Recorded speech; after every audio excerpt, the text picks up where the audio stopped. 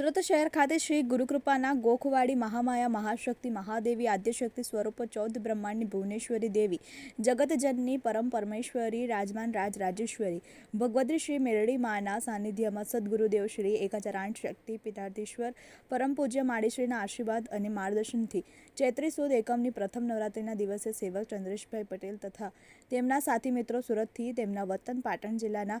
સાંકરા ગામ મુકામે સ્વયંભૂ પ્રાગટ્ય શ્રી વિસમિયા હનુમાન દાદાના મંદિરની પગપાળા યાત્રા માટે નીકળ્યા હતા, જેઓ તારીખ 20/4/2024 શનિવારના રોજ સાંકરા ગામ મુકામે પહોંચ્યા હતા. જ્યાં સદગુરુદેવ શ્રી 1008 શક્તિપીઠાધીશ્વર પરમ પૂજ્ય માળીશ્રીએ પધરામણી કરી હતી અને શ્રી ગુરુકૃપાના ગોખવાડી મેરડી માના સાનિધ્યમાં સદગુરુદેવ પરમ પૂજ્ય માળીશ્રીએ તેમના નેતૃત્વ હેઠળ 2 કિલોમીટર લાંબી ભવ્ય શોભાયાત્રાનું આયોજન કર્યું હતું. આ શોભાયાત્રાની શુભ શરૂઆતમાં સેવક ચંદ્રેશભાઈ પટેલ અને તેમના સાથી મિત્રોના પરિવારે, સગા સંબંધી તેમજ સાંકરા ગામના ગ્રામજનોએ સર્વપ્રથમ શ્રી ગુરુકૃપાના ગોખવાડી મેરડી માના સાનિધ્યમાં સુરતથી પધારેલા સદગુરુદેવ પરમ પૂજ્ય માળીશ્રીને શ્રી મેલડીમાં અને શ્રી વિસમિયા હનુમાન દાદાના નામનો જયકારો કરતા કરતા કંકુ તિલક કરી ફૂલ ચોખાથી વધાવ્યા હતા અને એમના આશીર્વાદનો લાભ લીધો હતો. ત્યારબાદ સુરતથી પગપાળા યાત્રા કરીને આવી પહોંચેલા સેવક ચંદ્રેશભાઈ પટેલ અને સાથી મિત્રોએ પણ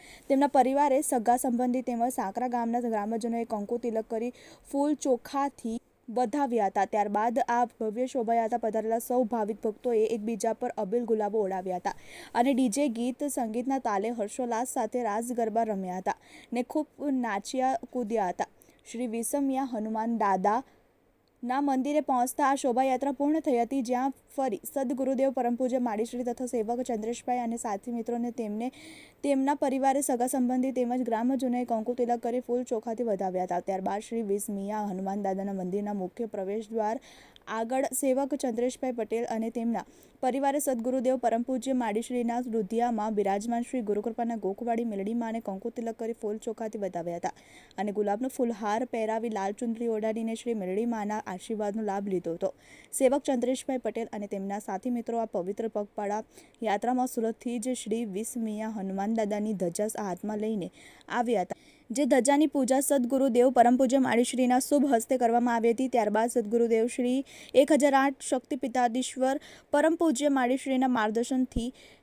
સેવક ચંદ્રેશભાઈ પટેલ અને તેમના સાથી મિત્રો દ્વારા શ્રી વિસમિયા હનુમાન દાદાના મંદિર પર આ ધર્મની ધજા ફરકાવવામાં આવી હતી. આ શુભ પ્રસંગે પધારેલ સૌ ભાવિક ભક્તો, સેવકો, આમંત્રિત મહેમાનો અને ગ્રામજનોએ આ શુભ પ્રસંગના અંતે ભોજન પ્રસાદનો લાભ લીધો હતો. ચેતનજી બુંદેલા, TV18 ન્યૂઝ, સુરત.